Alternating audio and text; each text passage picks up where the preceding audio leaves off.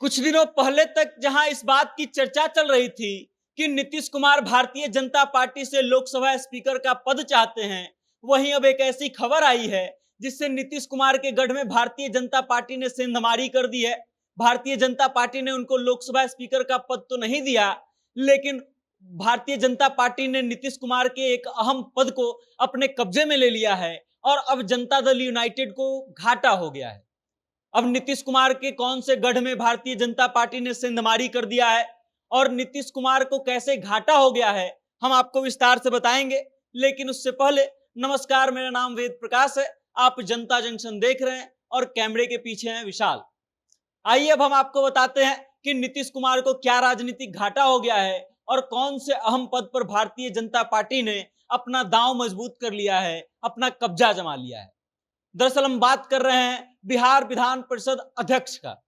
बिहार विधान परिषद अध्यक्ष का जो सीट था, अब तक जनता दल यूनाइटेड के खेमे में था और देवेश चंद्र ठाकुर जो हैं जनता दल यूनाइटेड के खेमे से बिहार विधान परिषद के अध्यक्ष हुआ करते थे। लेकिन देवेश चंद्र ठाकुर इस बार लोकसभा का चुनाव लड़े, सीतामढ़ी से लोकसभा का चुनाव लड़े और चुनाव जीत गए। चुनाव जीतने के बाद वो पद जो है रिक्त हो गया था और इस बात का अनुमान लगाया जा रहा था कि जनता दल यूनाइटेड जो है इस पद को नहीं छोड़ेगा, इस पर अपना दबदबा कायम रखेगा। और दूसरी तरफ ये चर्चा चल रही थी कि नीतीश कुमार और जनता दल यूनाइटेड के बड़े बड़े नेता भारतीय जनता पार्टी से इस बात की मांग कर रहे हैं कि लोकसभा स्पीकर का पद जो है जदयू को दे दिया जाए। अब आप समझने वाली बात यह है कि लोकसभा स्पीकर का पद तो जदयू को नहीं मिलेगा और ना मिलने की कोई चर्चा है फिलहाल,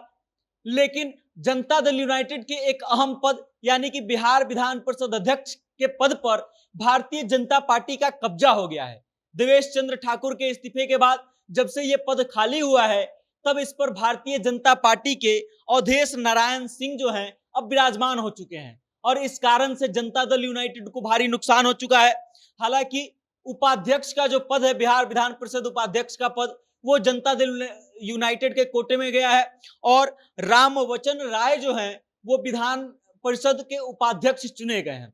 कमाल की बात यह है कि अब तक जनता दल यूनाइटेड की जो इस पर धाक थी, जिस पर अध्यक्षता थी, अब वो पद भारतीय जनता पार्टी के पास चली गई है और बदले में भारतीय जनता पार्टी ने जनता दल यूनाइटेड को कुछ विशेष दिया नहीं है। और इस बात से आप सीधा सीधा समझ सकते हैं कि कैसे नीतीश कुमार को और जनता दल यूनाइटेड को एक अहम पद का नुकसान हो गया है। बाकी अब देखना यह दिलचस्प होगा कि आगे क्या होता है। क्या नीतीश कुमार का कुछ डील हुआ है भारतीय जनता पार्टी से या फिर कोई और मामला है। लेकिन फिलहाल आप मोटा मोटा बात ये समझ लीजिए कि भारतीय जनता पार्टी जो है अपना दबदबा बिहार में भी अब कायम करने के चक्कर में लग गई है और कहीं ना कहीं नीतीश कुमार को इस बात का साफ संदेश दिया जा रहा है कि चलने वाली जो है वो भारतीय जनता पार्टी की है। हालांकि एक और बात से इनकार नहीं किया जा सकता है कि भारतीय जनता पार्टी के जो व्यक्ति अवधेश नारायण सिंह बिहार विधान परिषद के अध्यक्ष बने हैं, उनका नीतीश कुमार से काफी अच्छा रिश्ता रहा है और शायद ये भी एक कारण हो सकता है।